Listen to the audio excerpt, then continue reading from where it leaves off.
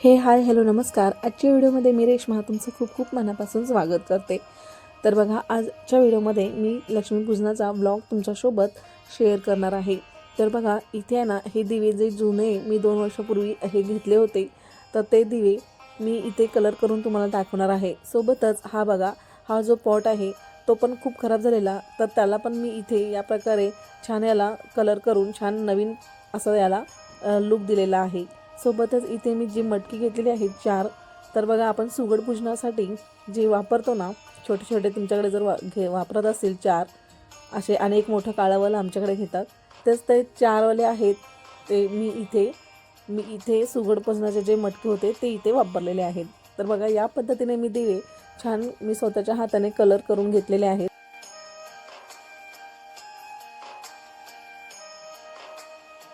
तर हे मी दिवे कसे कलर केले आहेत ते तुम्हाला मी सांगते। तर बघा, इथे ना हे दिवे कलर करण्यासाठी म्हणजे आपण बाजारामध्ये जेव्हा घेतो ना, तेव्हा पण हेच कलर वापरले जातात। तर हा ॲक्रेलिक नावाचा असा कलर असतो। तर या पद्धतीने मी इथे माझ्या आवडीनुसार मी इथे कलर घेतलेले आहेत। तुम्हाला जो कलर आवडत असेल तो इथे घ्यायचा आहे, पण व्हाईट कलर कंपल्सरी घ्यायचा आहे। तर या पद्धतीने मी इथे या प्रकारचे ब्रश घेतलेले आहेत। तुम्ही कोणताही ब्रश घेतला तरीही चालेल। तर मी इथे 2 ते 3 प्रकारचे असे ब्रश इथे वापरलेले आहेत। तर बघा, हे मी दिवे आधी स्वच्छ धुवून मी इथे घेतलेले आहेत। कितीही घासलं तरी ते व्यवस्थित काय निघत नाही आहे, तरीसुद्धा त्याचा काळपटपणा इथे राहिलेला आहे। तर बघा, आधी मी ॲक्रेलिक नावाचा जो व्हाईट कलर आहे तो इथे मी आधी संपूर्ण दिव्याला लावून घेते। तर बघा, आधी व्हाईट कलर आपल्याला का लावून घ्यायचा आहे, तर जर तुम्ही असाच जर दिव्याला लावून घेतलं तर तो थोडासा काळपट रंग येतो, आणि जेव्हा व्हाईट कलर आधी असा लावून घेताना तेव्हा त्याचा कलर ना छान असा फ्रेश लुक असा त्याला येतो। तर हे काही ऑप्शनल आहे, जर तुम्हाला आवडत असेल तर तुम्ही घ्या, पण बघा, व्हाईट कलर असलाच पाहिजे, प्रत्येक कलरमध्ये तो मॅच होऊन जातो। तर बघा, आता त्यानंतर मी पुन्हा आता थोडंसं सुकल्यानंतर मी पुन्हा हा कलर इथे या पद्धतीने लावून घेते।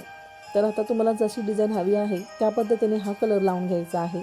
तर बघा, मी जसं व्हिडिओमध्ये केलं आहे तसाही तुम्हाला जर कलर करायचा असेल तर तुम्ही तसंही करू शकता, किंवा तुमच्या आवडीनुसार तुम्हाला जी डिझाईन त्याला द्यायची आहे त्या पद्धतीने तुम्ही देऊ शकता।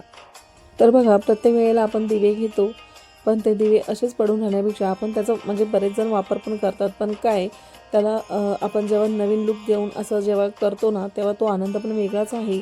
शिवाय आपण हा कलर केल्याने तो दिवा पण नवीन आपल्याला घेतल्यासारखं पण वाटतं। आणि तुम्ही बघालच पुढील व्हिडिओमध्ये की हा आपला दिवा जो आहे किती छान असा नव्यासारखा असा दिसेल। तर सगळ्यात आधी मी इथे दिव्यांना सफेद कलर आधी लावून घेतलेला आहे। ॲक्रेलिक कलरच सगळे वापरायचे आहेत आपल्याला। हा दिवाळीच्या आधी मला व्हिडिओ शेअर करायचा होता, पण तो माझ्याच्याने करता नाही आला, त्यासाठी मी दिवाळीच्या व्लॉगमध्येच तुम्हाला हा व्हिडिओ शेअर करते।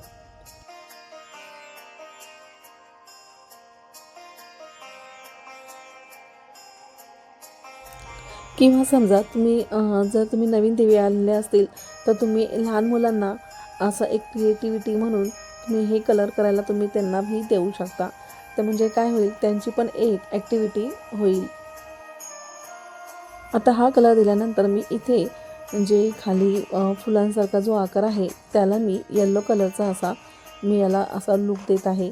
माझ्यासोबत आराध्याने पण दिवे रंगवलेले होते, पण ते दिवे तिने तिच्या शाळेमध्ये दिवाळीचं सेलिब्रेशन होतं तेव्हा ते दिवे ती डायरेक्ट घेऊन गेली, त्यामुळे तो मला व्हिडिओ त्याचा करता नाही आला, म्हणजे ते दिवे ठेवता नाही आले।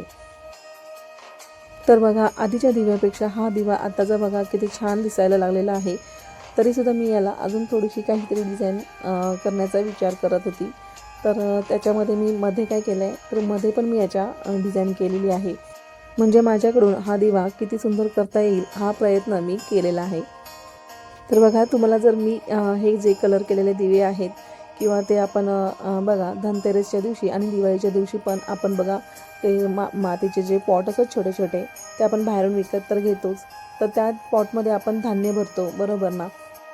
मग मी ते सुगड पूजनाचं काय केलं आहे, मकर संक्रांतीच्या दिवशी सुगड पूजन असते, तर ते मी पॉट असतात ना, मी ते तसेच ठेवलेले, तर त्याचाच वापर मी इथे केलेला आहे। म्हणजे काय होतं की प्रत्येक वेळेला आपण नवीन नवीन विकत घेण्यापेक्षा ते आपण प्रत्येक दिवाळीला असं वेगवेगळे कलर देऊन आपण पुन्हा नव्याने त्याचा म्हणजे वापर करू शकतो।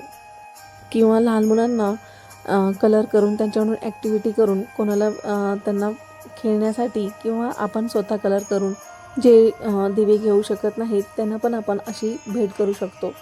तर तुम्हाला ही कल्पना कशी वाटते? तर इथे मी या पद्धतीने दिव्यामध्ये या पद्धतीने डिझाईन काढून घेते आहे. तर याच पद्धतीने मी दुसऱ्या दिव्याचंही अशीच प्रकारे मी जी डिझाईन करून घेतलेली आहे.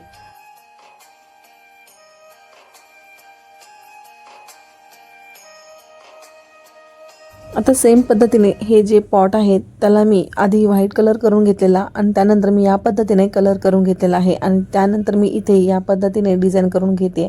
तर बघा, तुम्हाला जी डिझाईन हवी आहे त्या पद्धतीने तुम्ही डिझाईन करू शकता.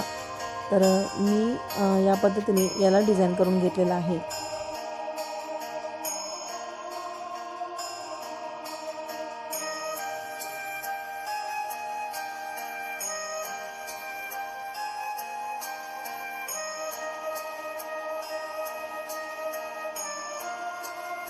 तर बघा, इथे मी जे पॉट आहेत ते या पद्धतीने मी इथे रंग करून घेतलेले आहेत वेगवेगळ्या प्रकारे. तसंच मी इथे दिवे 2 असे मी कलर करून घेतलेले आहेत. आणि बघा, इथे आपण धूप वगैरे घालतो ना, तर याला मी छान असा आकार दिलेला आहे, म्हणजे रंग दिलेला आहे. तर बघा, इथे आतमध्ये किती काळं झालेलं आणि त्याला मी या पद्धतीने याला नवीन लूक दिलेला आहे. तर बघा, घरातील जुन्या दिव्यापासून आणि हे जुने जे मी पॉट वापरलेले आहेत तर त्याचा वापर करून मी इथे छान याला नवीन लूक दिलेला आहे. वाटत तरी आहे का हे जुने दिवे आधी किंवा हे पॉट असे होते आधी कसे होते आणि आता कसे झालेले आहेत? तर या पद्धतीने मी इथे याला रंग ना काय आलेलं माहिती आहे का, लक्ष्मीपूजनाच्या दिवशी म्हणजे ज्या दिवशी लक्ष्मीपूजन होतं त्या दिवशी रात्री 12ला माझ्याकडे ब्रह्मकमळ आलेलं. तर मला रात्री 12 वाजता ब्रह्मकमळ मला त्याच्यावरती ठेवता आलं. तर बघा, या पद्धतीने मी इथे दरवाजामध्ये रांगोळी काढून घेत आहे.